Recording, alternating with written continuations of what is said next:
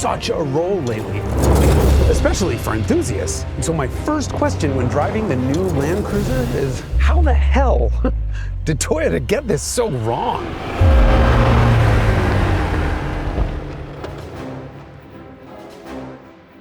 Judged against the Land Cruisers that made this nameplate legendary, this one just doesn't quite cut it. Or maybe my worldview is just too small, because turns out the Land Cruiser we know here in America is just one small branch on an enormous, complex family tree.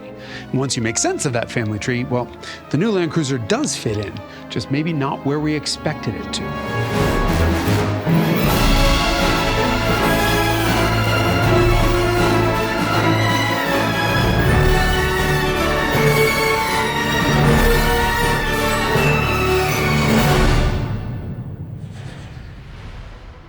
This video is brought to you by the Hagerty Drivers Club, which includes a subscription to our award-winning magazine, 24/7 flatbed roadside assistance, and far more. Join or get more info at the link below.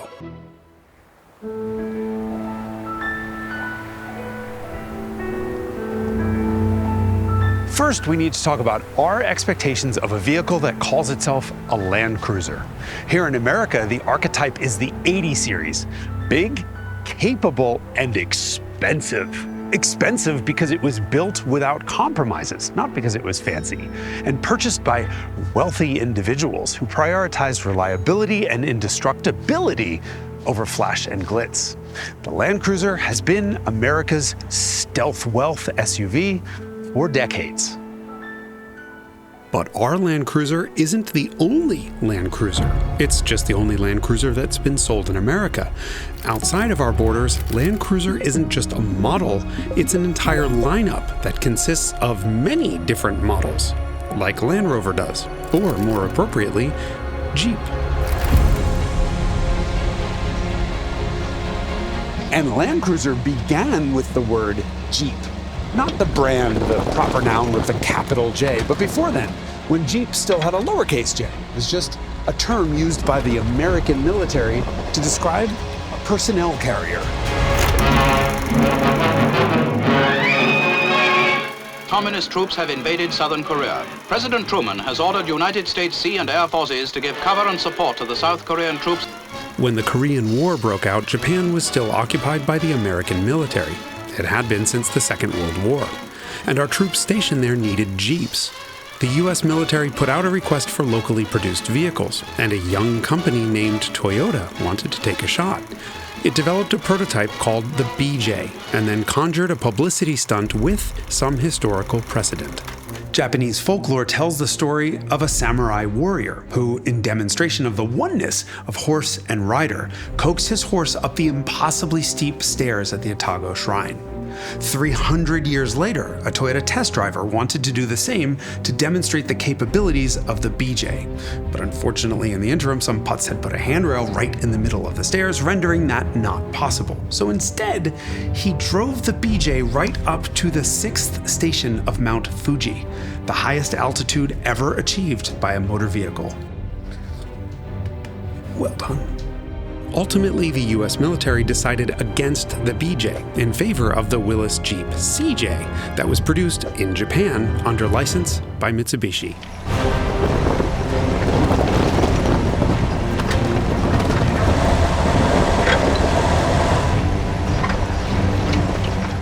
Toyota had already done so much work, so they just continued to develop the BJ.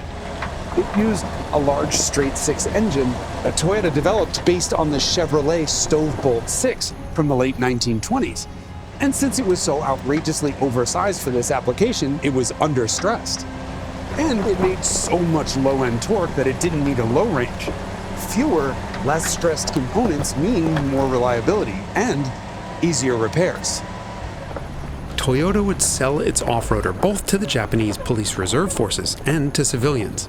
Production started in 1953, and the BJ was marketed as the Toyota Jeep BJ. B was the code for that Chevrolet-derived straight-six engine. J just stood for Jeep. In other words, the name for Toyota's Jeep competitor contained the name Jeep twice. That is, until Willis Overland trademarked the name Jeep less than a year later, giving it a capital J and preventing Toyota from using it. No longer able to use the name of his off-roader's direct competitor, Toyota's technical director took inspiration from the British competition. Sounding nothing at all like Land Rover, the BJ became the Land Cruiser.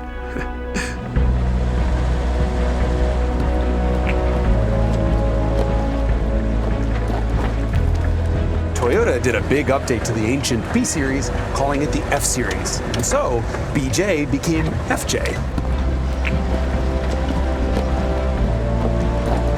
And then through continual improvement, FJ became FJ20 and then FJ40. Keep in mind, Toyota was still in its infancy. In fact, the whole Japanese auto industry was in its infancy. In 1957, the year the first FJ arrived in America, all Japanese car companies combined exported just 6,500 cars. Of them, 4,100 were Toyotas, and of them, 2,500 were Land Cruisers, meaning that more than 1 out of 3 exports out of Japan was a Land Cruiser. Safe to say, this was an enormously important car. Especially in America. The US's only experience with Toyota was the embarrassing Toyopet, which, as a publicity stunt demonstrating how tough it was, or wasn't, was meant to drive from LA to New York, but was so fragile that it blew up by the time it got to Las Vegas. Japanese cars had a reputation for being chintzy until the Land Cruiser, prompting One Period magazine to say the label "Made in Japan" brought to mind bamboo, glue, and tissue paper. This Toyota Land Cruiser carries that badge, but it's about as fragile as a Sherman tank. Ow. The Land Cruiser was anything but chintzy. Not only was the FJ40 tougher than the contemporary Jeep, it was bigger and more powerful to boot. And over the years, it easily won comparison tests against every other off-roader, Broncos, Scouts, Land Rovers, and Jeeps included. You want luxury equipment? Okay, well, it had rubber plugs so that you could hose out the interior. The only luxury you got in a Land Cruiser was the luxury of always making it to your destination. These things were unstoppable and unbreakable. But here in America, they were also just a toy. More Americans use their Land Cruisers for off-road recreation than they did daily transportation. The 40 series Land Cruisers were playthings in America. But in the rest of the world, a Land Cruiser wasn't. It was a tool for work and literal survival. A Land Cruiser's job wasn't to get you out into the bushes or out into the middle of an unsurvivable desert. Its mission was to get you home with your food and your family intact. The BJ, 20, and 40 series Land Cruisers and their derivatives had an outrageously long and successful 50-year run, during which they earned the reputation of being the best built, toughest, most reliable, easiest to fix, go anywhere, do anything vehicles on planet Earth.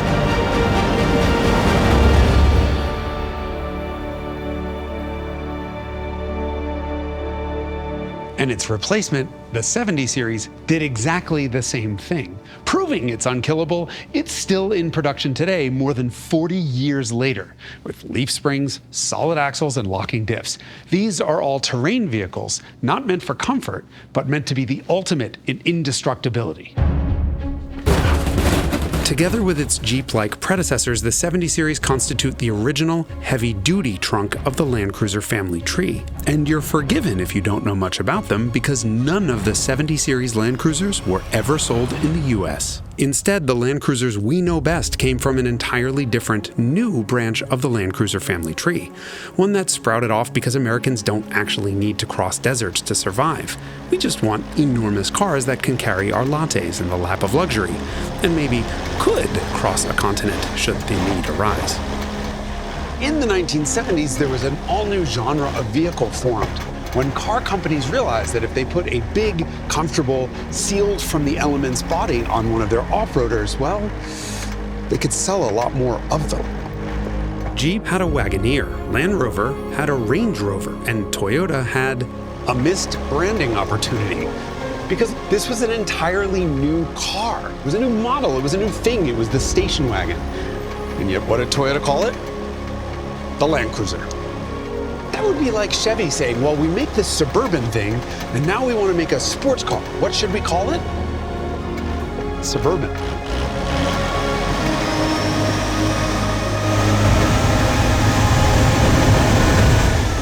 The new Land Cruiser lineage started out with the FJ55, with the prerequisite that this station wagon's central goals of space and comfort would have no negative effect on its off-road capability or its durability. Space and comfort allowed it to be used as real transportation, but the FJ55, nicknamed the Iron Pig, wasn't something that style-conscious Americans particularly wanted to park in their driveways.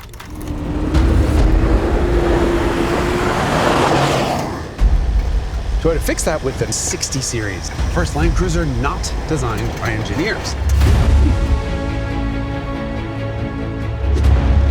This Radwood-approved rolling porn stash is a high-roofed, right-hand drive diesel. It's so hot. But the 60 series was all business, with live axles and leaf springs front and rear. The 60 was just as tough and capable as the 40 series heavy-duty Land Cruiser, but in place of the 40's rubber plugs that let you hose out the interior, it had wall-to-wall carpeting and a tilt steering wheel, power windows, and air conditioning, for crying out loud. This was a Japanese Range Rover, except while the British station wagon would get you to the shops, Land Cruiser would get you home, and not just on a tow truck. Here's a scientifically unproven fact.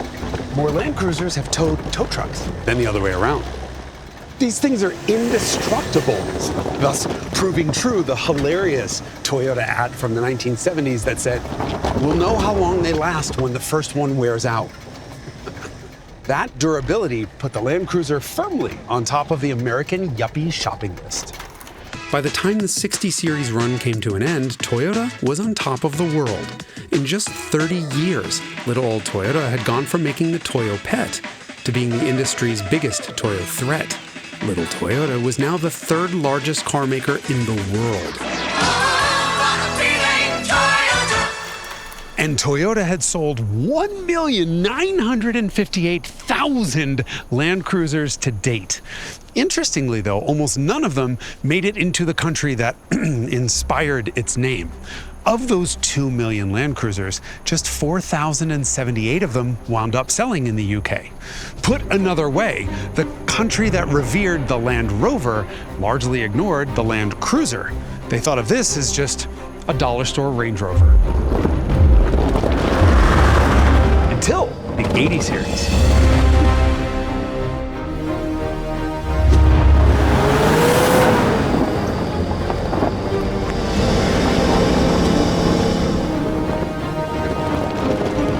This Land Cruiser was priced like a Range Rover, but it was equipped like one too, with an optional third-row seat and full-time all-wheel drive. And it finally got an all-new engine to replace that now 60-year-old straight six. The 1FC was an all-new 24-valve straight six, designed not for horsepower or revs, but to outlast the toughest of cockroaches. Its cast iron block was designed to withstand 2 overbores for a minimum service life of 900,000 kilometers. This one is a 1HD, which is the diesel, and it'll go 900,000 miles without a rebuild. Try that in a Range Rover. The 80 series had all of the off-road capability of the previous Land Cruisers, with enough Range Rover-like luxury to simultaneously be sold as a Lexus. And the recipe has remained the same since. The 80 series Land Cruiser and its Lexus LX450 twin were replaced by the fabulously V8-powered 100 series and the Lexus LX470, and then the 200 series Land Cruiser and its twin, the Lexus LX570. The 200 was the end of the road for Land Cruiser here in America. Its replacement, the 300, is available only as a Lexus LX. It seems in the TikTok generation, the ideals of stealth wealth have been replaced by excess show-off. And so a $100,000 Toyota doesn't make any sense. Toyota was going to have to make a very big change. That's you. That's this. You're changed. You're different. You're cheap.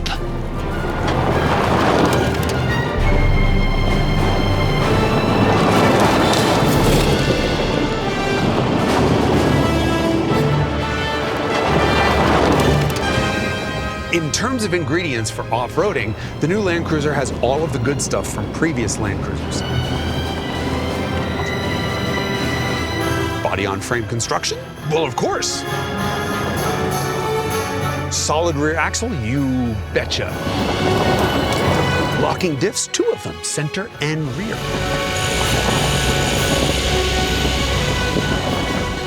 It even has a button that electronically disconnects the sway bars, and a cool camera system that shows you what you're running over as you run it over.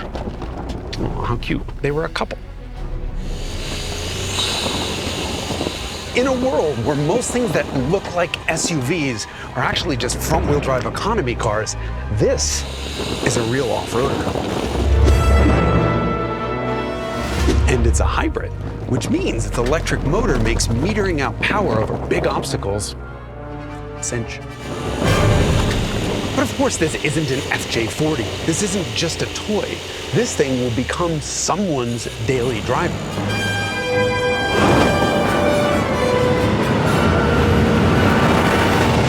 And this is where it all starts to go a bit off. The ride quality is a bit truckish. Okay, fine, it's a truck. But there's one thing missing. There's one quality that seems to permeate every single vehicle that's ever worn a Land Cruiser badge, and that's effortlessness. No matter how hard you push them, they're effortless. That gives you the impression, a correct one in this case, that every Land Cruiser has been built without compromise. This is not effortless. This thing feels like it's struggling to get off the line, and worse, just keeping up with traffic. And that's just not okay in a Toyota that costs $77,000. It just doesn't have enough visual presence to match its price.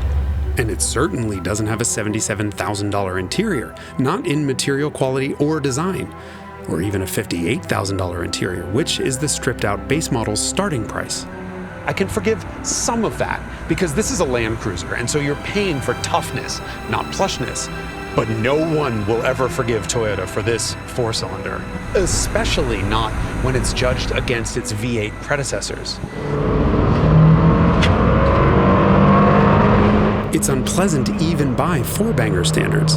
If there's one word to describe how this engine sounds, it's broken. Oh, no, stop, kill it with fire, please. Toyota's turbo 4-cylinder is easily the roughest, crudest, least refined 4-cylinder in the entire automotive business.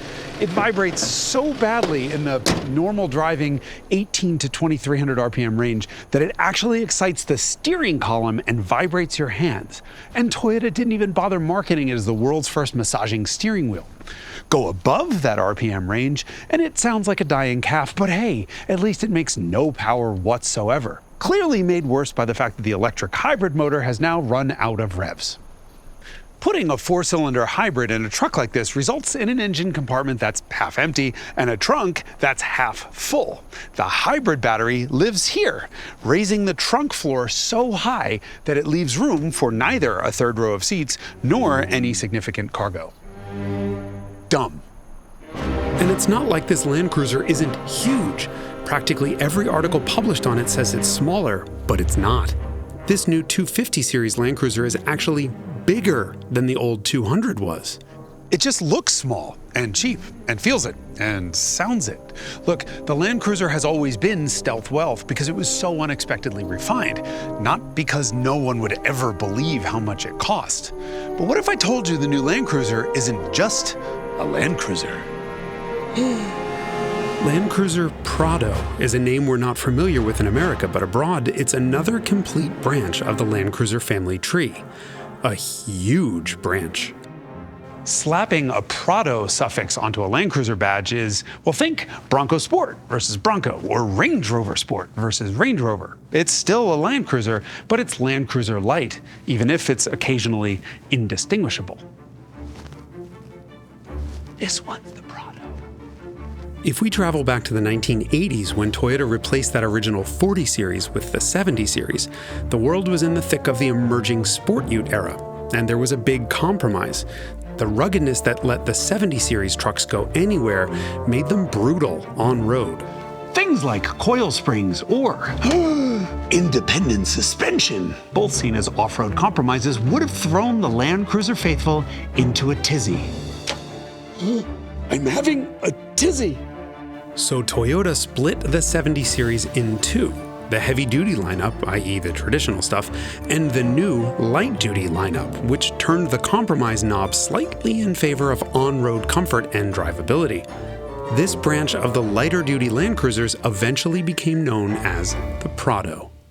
The Prados are light-duty only when compared to the full-fat Land Cruisers. They're all tough as nails and outrageously capable off-road. Toyota has sold more than 10 million Land Cruisers around the globe to date, and a good portion of them are Prados, though none of them were officially imported into the US, except for this, the FJ Cruiser, which was based on a Prado. Oh, and the Lexus GX, which is a Prado.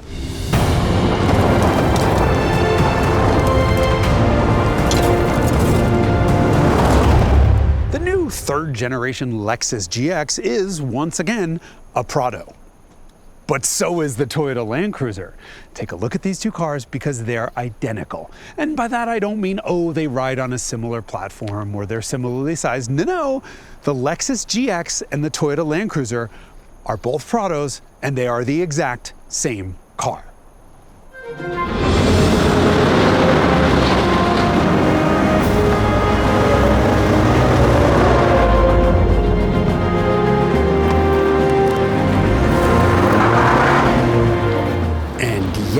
The Lexus GX solves every one of the Land Cruiser's gripes, without compromise.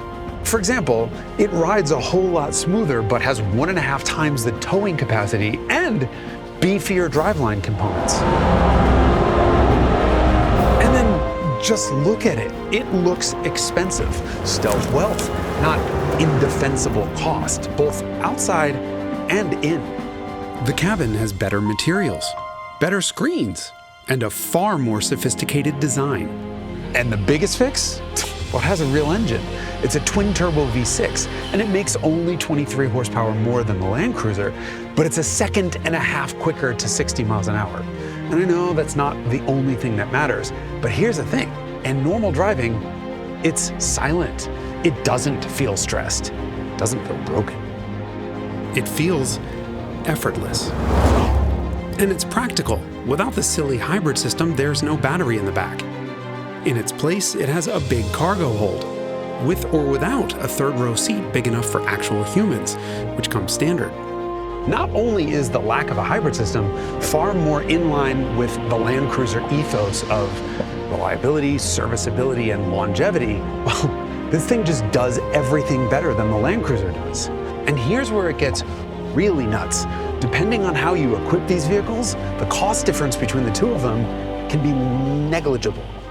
If you want to spend a whole lot more, Lexus will let you. You can buy an LX600, Lexus's $100,000 flagship off-road SUV. But here's something that might throw you. Underneath, the LX600 is the same car as the GX550, V6 engine included. And it's sold in other markets as, you guessed it, the Toyota Land Cruiser. Which means the lines between Prado, Land Cruiser, and the Lexus nameplate are more blurred than ever. This is no longer a family tree, it's just a tangled bush. So there is, in fact, a badass Land Cruiser for sale in America. It just doesn't say Land Cruiser on it, at least not from the factory.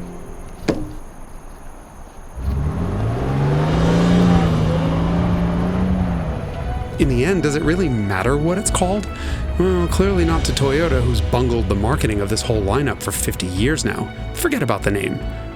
Toughness, off-road capability, presence, space, reliability, and enough luxury to be sold as a Lexus. Hate to say it, but the fundamental concept of a Land Cruiser station wagon just plain works better with a Lexus badge on it.